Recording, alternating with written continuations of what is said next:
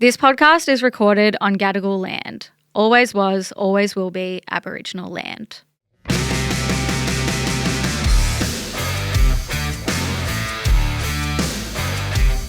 Hey chicks, I'm Al. And I'm Sal. And this is Two Broke Chicks, the show that shares life lessons and tips to help make you rich in life. And we're getting to the end. This is our second last episode of our mid-year glow-up series. And this one is probably one of our most important, but potentially my favourite. Absolutely. And we're talking rest. We love a little bit of rest. Absolutely. Maybe a little bit too much. I know. We're very resty girls. We are. I love a rest. You got to pick your poison. Yeah. Mine's sleeping in. I know. Mine's doing absolutely nothing. I know. I can sit and watch TV all day and I'm not going to complain. Yeah, exactly. And at this point of the year, rest is so important all year round, but at the midway point of the year when everybody's been hustling, working, we're really into the routine of the year. Mid-year, and for our Australian girlies as well especially, it's winter. It's a perfect time to prioritise some rest and revamp and refresh. But it's before the rest important of to the do year. it at any point. Yeah, absolutely. Because most of us do think of rest as something that really only happens at the end of the year. Or at the end of the week. Yeah.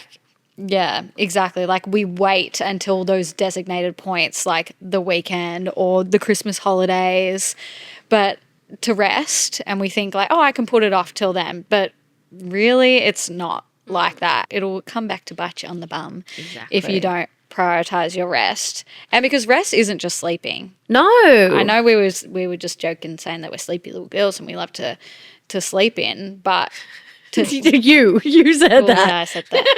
I said that. Yeah, I know I was joking before and said that I love like a little sleep in, which I do, and it's definitely important, but it's not the only way that you can rest. Because have you ever felt like you have an 8-hour sleep or you sleep in and you wake up and you're still like bone tired and exhausted? Or even just when you're resting, you're not resting. Like you're still thinking about to-dos and okay, on Monday I'll do this and then I've got to take the cats to the bed and like rest isn't rest if you feel bad about resting. Exactly. Take a shot how many times we say rest in this episode. Yeah, but that feeling of feeling constantly tired or waking up after a huge sleep and still feeling really exhausted is due to a lack of rest.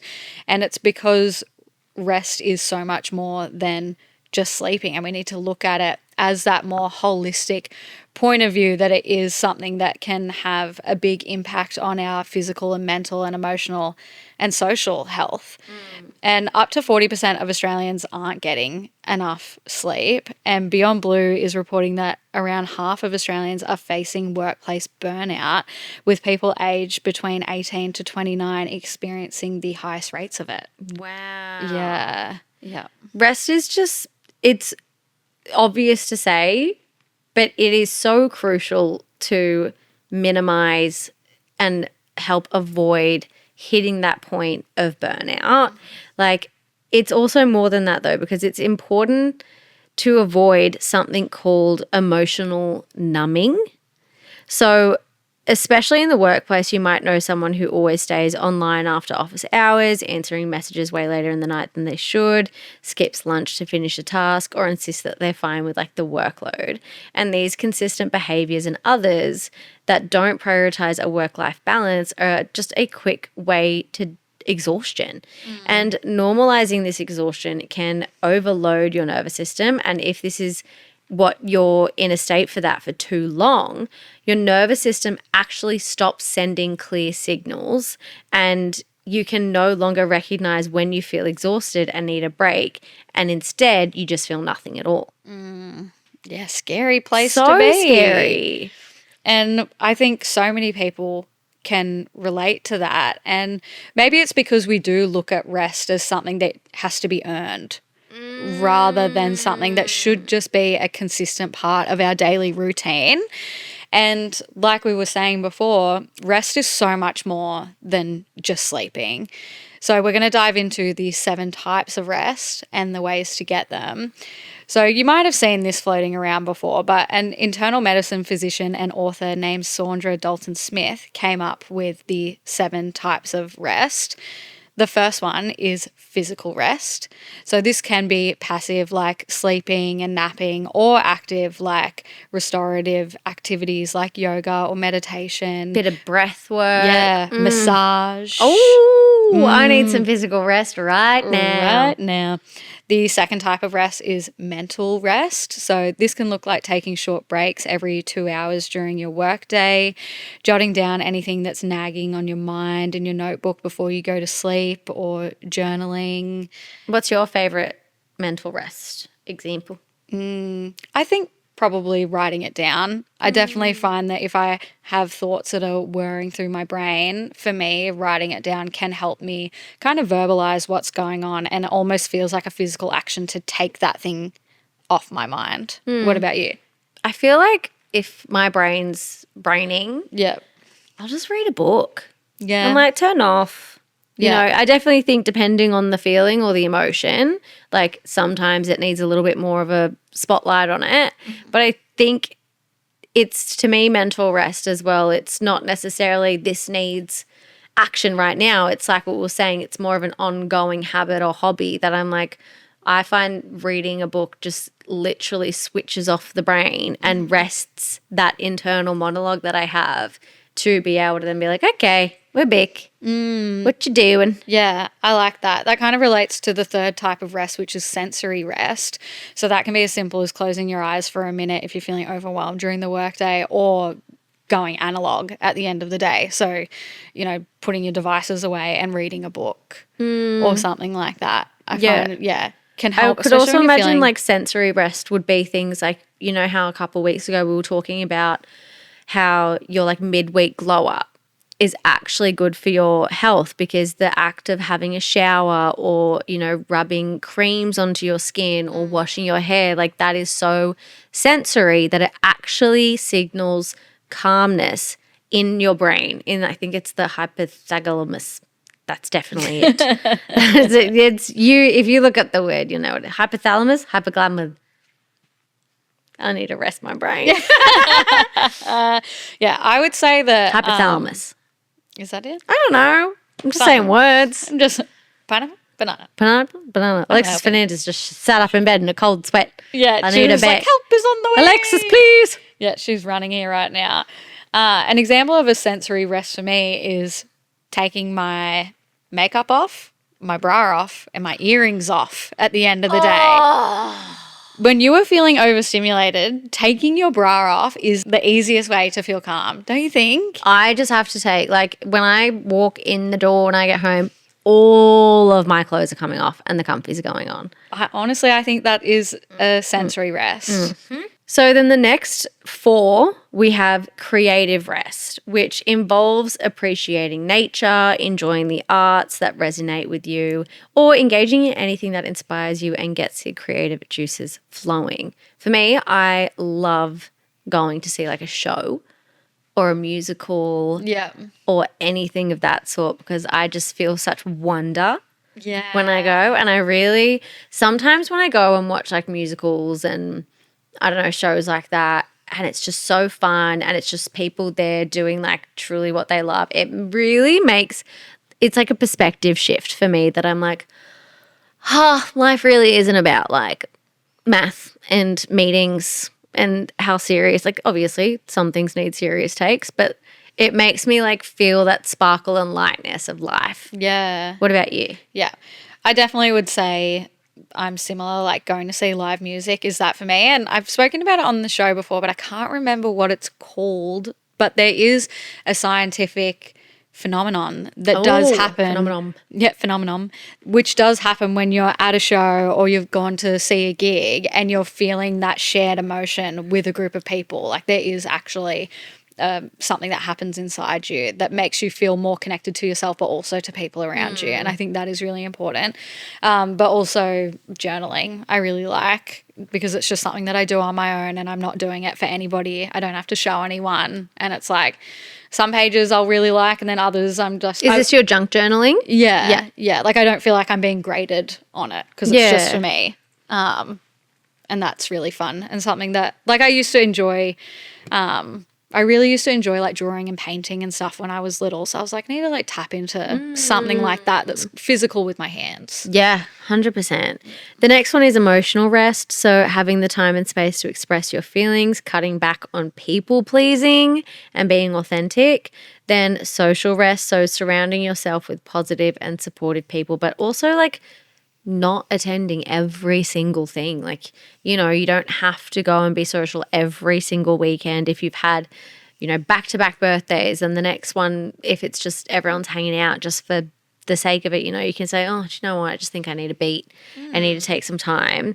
But, you know, really prioritizing spending time with people, but pulling back a little bit, that you can be present through phone calls or FaceTimes or even just sending memes to remind people that you're thinking of them. Yeah. It's more about who you're speaking to rather than like who you're spending all your time with. Yeah, so that in those moments where people actually will be impacted by your presence, you can be a little bit more present. Or sometimes even just like not committing to full day events. Like I saw friends on the weekend and it was 2 hours. We went and saw them, had a drink, had a nibble of chips, and then was like, all right, well, we're going to go home and have dinner. And they're like, yeah, cool, we're going to go home and have dinner too. Like wasn't a whole thing. And I didn't end up feeling like go home feeling drained or tired. And then the next day I went and had coffee and breakfast with another friend, was there for 2 hours, went home. Not like, spreading yourself so thin socially. Like snack time, but with friends, essentially. And then the last one is spiritual rest. So engaging in something greater than yourself, which can be, you know, done through meditation or however you want to experience spirituality. But for me, it's more easy ways to, you know, help and feel like you're doing good, like donating plasma. Like that was the first time I did that this year. And like I felt really nice after that. And you get like a little text after being like, this helped save someone's life. And I was like, ah! Yeah. And then, you know, volunteering at animal shelters, but there's also even things like donating clothes or toys, or, you know, a lot of shelters actually need towels and old items for the animals, and just doing little things like that I'm like, oh, Yeah. I feel like a good person. Yeah, exactly. Or like reaching out to your friends if you haven't heard from them in a while and checking in, or if you notice that they seem down. Yeah. And being there for them, or like just smiling at people on the street.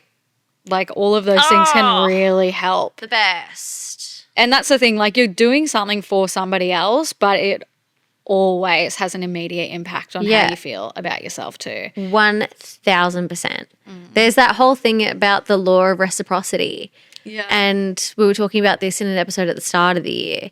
And basically it's like when you give someone else a compliment, that studies have shown when you give someone else a compliment, you actually feel just as good as the person that you gave a compliment to. How good. I know, because like you feel good by doing something nice, and in turn that's then a reciprocated feeling, like as if you got the compliment. It's a win-win. It's a win-win scenario. So like whenever you want to or do think something nice about someone, or smile at someone on the street and they smile back, like 10 out of 10. And also like knowing that maybe it won't be reciprocated, but you're still giving that out for free. Yeah. Because it's free. Yeah. It's just the vibes. Yeah. The vibes are good. You'd much rather be the person that's smiling at a stranger on the street than the person that's not. Exactly. You know? And that's here you always want to be. Yeah, no, I think that's a good philosophy for life. And that's the thing, there are so many different types of rest, and I think it's really important to talk about, because otherwise, you know, like you were saying, we put rest off until the end of the year. We see it as something that needs to be earned, or if you take too much of it, in quotation marks, you're lazy. But we need to reframe that and our understanding of rest. It's required. It's required, and that's why we need to all build our rest ethic. We all really value work ethic, and that's something that you would say like, oh, she has a great Work ethic. But like, what about your rest ethic? Right. Like, that is something that should be. I'm putting that on my resume. Yeah. And that's something that should be considered with pride and you should be striving towards. Like, I respect the shit out of it when people are like, no, I'm not coming. It's been a big week and I'm just not up for it. I'm like, you're amazing. 10 out of 10, no notes. Honestly. Yeah, because it's that pre-commitment to taking care of yourself and setting boundaries so you can actually show up for yourself, but also for the people around you. And like potentially a bit of tough love for, you know, retrospection. But if you're getting upset, and again, everything in life has a fucking asterisk to it. So like, yeah, if someone's just like not pulling their weight or not showing up, that doesn't apply to this. Yeah. But potentially if you find yourself getting frustrated or upset with someone who has a good rest ethic or sets boundaries because they want to rest and you find that frustrating, that might actually be a sign that you need to rest more. I think so. Because it could be an inner thought and an inner inspection to the fact that you're not resting enough, so you're getting annoyed at someone who is. Yeah. Because you're missing out on that. Yeah, you're projecting because you don't have the same sense of boundaries as somebody else. And so you feel frustrated because you're overworked. And it's like, well, if I'm working this hard, so should you. If I'm staying late, you should be as well. If, you know, I'm going out to every single event, like they don't show up, that maybe, and don't shoot the messenger. Like maybe that means you need to rest more. Maybe you need to learn a little bit more from those people in your life who you think don't, you know, work as hard. Maybe you need to work a little bit less. Yeah. And I'm not saying like give up and throw in the towel and, you know, don't engage more in it. But yeah, I think balance. Yeah. And that's okay if you want to work overtime and you like blah, blah, blah, blah, blah. You know, like that's fine if that you've got that dog in you, you know, respect. Totally. But you can't expect everyone to have the same ethics or drive as you. That's like a good takeaway for the episode is to start prioritizing your rest ethic and scheduling in that rest time in your week and making it a consistent and prioritized part of your routine rather than leaving it until you've absolutely burnt out and completely hit rock bottom or drained your social battery. Yeah. And if you do struggle with resting and finding that time and really engaging in that time, maybe even try reaching out to someone because, you know, parallel play is such a strong way to get yourself to do something that if you're like, I just can't sit still. I just have to be moving. And like, there are definitely those people out there that it's like inviting someone to come over and just watch a movie. Yeah. Or, you know, going for a gentle walk, whatever it is. Like if you find it a struggle to like, you know, being a workaholic literally is dopamine addiction. Like if you continuously need to work and be doing something, that's a dopamine hit that you're getting addicted to action, right? And so being able to kind of pull yourself back and get rest and dopamine through gentle ways in your life, you can also rely on people around you to help you do that. Yeah, absolutely. An accountability buddy for your rest. Accountability buddy for your rest. Sally, would you be my accountability buddy for my... You already are. Let's go lay down. Let's go have a nap. I love napping. It's the We've best. had many a naps together. We have. Yeah. Or Do you reading know together. what the good friend is? A friend that you can go over to their house and you nap. and nap together. And you nap together. Honestly, elite. Elite. I recommend it. Yeah. And Sal gets a little snore going. Absolutely. Yeah. Yes. It sounds like a baby Cookie Monster. Yeah, that's what when we went away down the coast for your birthday and I shared a room with two of our friends who were a couple, so I was third wheeling. Did they say in you the top bunk? snored? Yeah, and they were like, "You sound like a baby bear." And I was like, "Oh shit!" But it's all right. That's Means all. I'm getting good rest. Yeah, exactly. Got to get that rest. Yep. Well, that's a wrap on episode 5 of our mid-year glow up series. So we've only got one more to go. I know. And we actually have a very special guest locked in for it. So stay tuned. We We're going to be do. talking career and we're going to have someone who we think is very strong in theirs. Yeah, a little Easter egg for you. Yeah. Tips. Yep. But thanks for having us in your ear holes, chicks. We love to be here. Love See you next you. time. Bye. Bye.